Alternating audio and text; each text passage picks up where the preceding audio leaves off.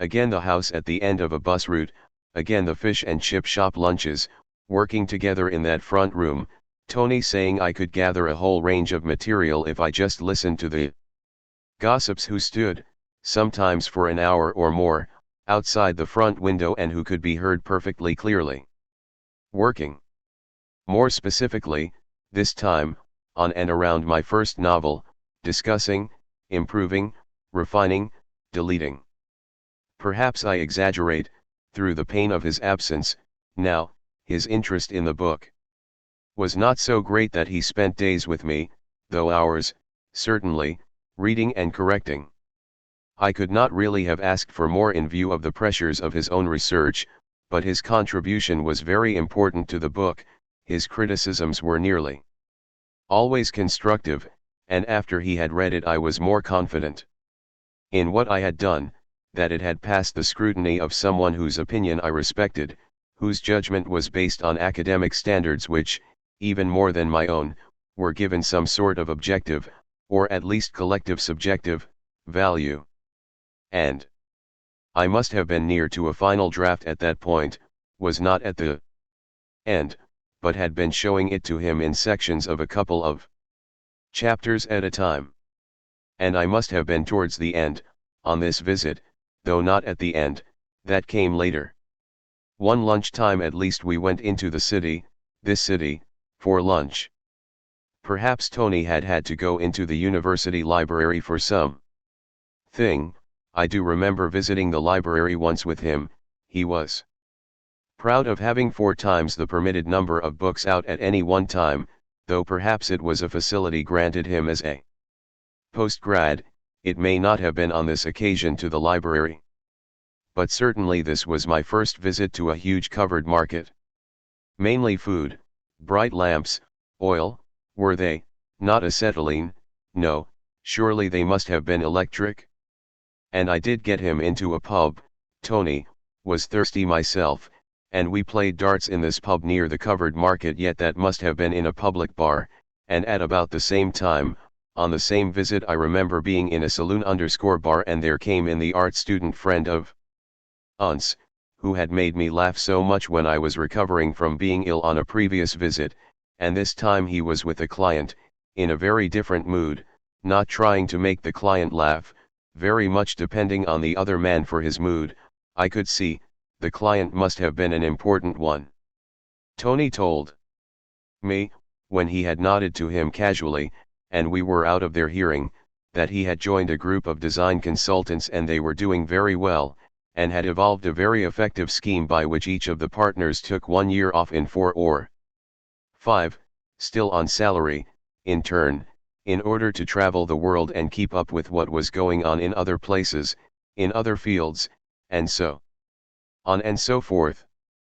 And so on and so forth, that was a phrase Tony used too much, for suggesting continua of thought or information or knowledge in conversation, and so on and so forth.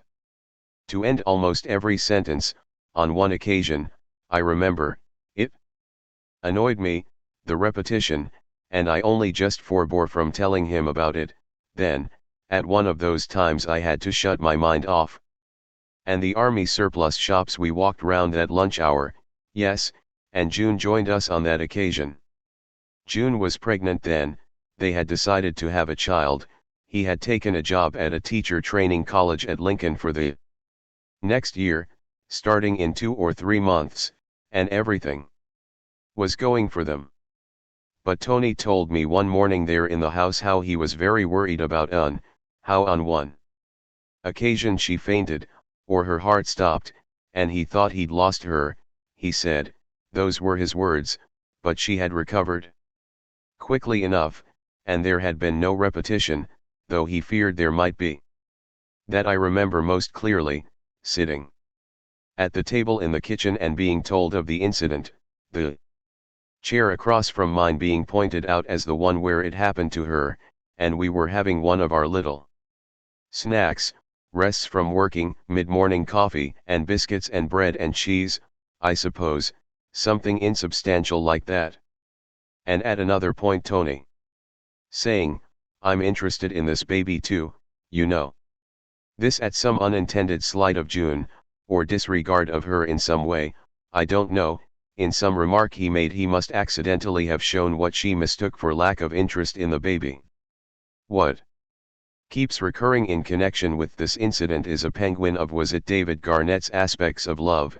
It was the title I coveted. They had been to Yugoslavia since I had last seen them. He had been lecturing at a summer school, had enjoyed it very much, the food, wine, Slivovitz, of which they had brought a large bottle back, medicinal-looking bottle, but good, they gave me some while I was there on this and other visits. They saved it, did they save it? And records they brought back, Yugoslavian folk songs, very interesting. Later I was to tape record them at my parents' home, the Middle East Turkish influence very noticeable, and the record sleeves, I remember, one with a long line of dancers with the last one's free hand waving a handkerchief, which untold me they always did. It was traditional, part of the past, of the way of doing things. But American influence everywhere. Bathing in the afternoons, drinking in the evenings, working only during the mornings was they said their life in Yugoslavia that summer. How the mind works, remembers these things, not others. This visit it must have been we made the journey to Newstead Abbey. Yes, we went by bus, they did not have their car at that time, no, and walking the mile or more up the long rhododendron-lined drive, towards the house, the Abbey, that Byron so loved, and sold. The house butted up against the single standing west front of the Abbey, so arrogantly intimate with it, though late, I thought, as I remember, transitional. June went and sat beside the upper lake, pregnant, taking a book, having been here several times before. Tony and I paid to walk round the dead house, not lived in, saw Byron's skull cup, or did we, had it been piously reinterred, a dueling sword, yes, his bedroom, so ordinary now, like a film set, uncomfortable, unlived in, obviously. The dead things the great dead leave behind them as well as the living things. But in the gardens, grounds, the poem too. Bosun cut on a monument was still living, and inside the house, of course, the relevant part of that tree, dead now but curiously alive, that Byron cut his and Augusta's names into, that two-trunked sapling springing from the same roots. Pools. Ponds rather, down further, descending in a series, as I remember, well kept, council I believe, and stocked with roach and perch, at least, we saw them in the shallows, Tony and I. Feeding in shoals, or doing something or other, mooning around, in shoals, near the surface, as big in size as a pound. I seem to remember judging, being excited by them, as an angler, though it was obvious that no anglers were allowed to prey on these shoals, they were so brazen, tame almost, unafraid. And geese, of special sorts, as I remember, other waterfowl, and peacocks?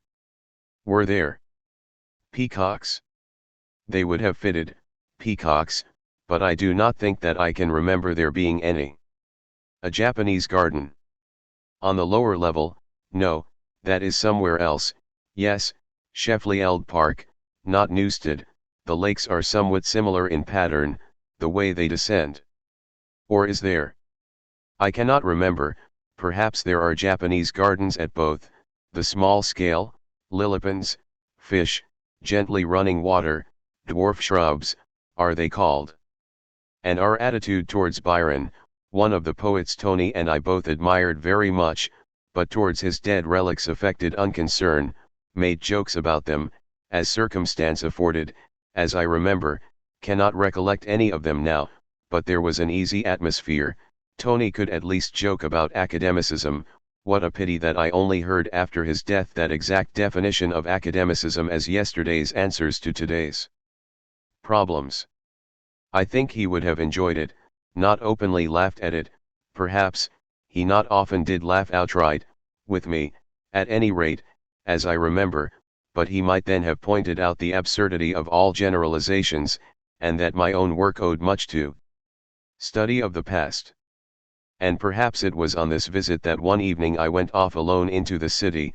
Tony had gone to give a wee lecture somewhere, probably. June did not want to go for a drink, and so I went alone.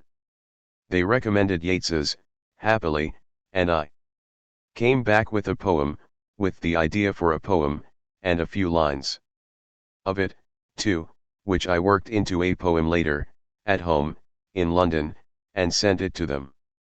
In Yeats's by diesel railcar we went across to Lincoln to see a flat they were thinking of taking. The mind is confused, was it?